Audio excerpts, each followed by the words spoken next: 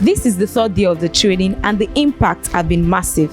Talk about Python programming, Scratch programming, and web development. The kids have been divided into these 3 sessions and learning has been comprehensive. The teachers have been doing justice to their learning and it has been a project-based training. I learned about strings, I learned about integers, and I learned about floats. Well, yesterday we started our introduction of Python and then we went into data types in Pythons. Under the introduction of Pythons, we learned that Python are the simplest and part of the top rated coding languages in the world.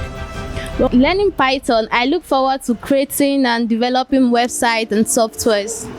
And we also learned that Python is case sensitive. That is, some letters might not be equal to their uppercase. We have learned Scratch. Scratch is a programming language which is used for building games and animation. Okay, so I'm going to ask Favour what he looks forward to doing with Python. So tell us, what will Python help you achieve in life? A lot, because I'll be creating a lot of softwares, a lot of web applications, a lot of probably games and GUI apps.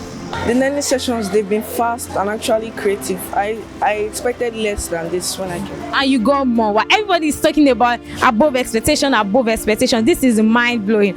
Awesome. So tell us about what you've been learning in class.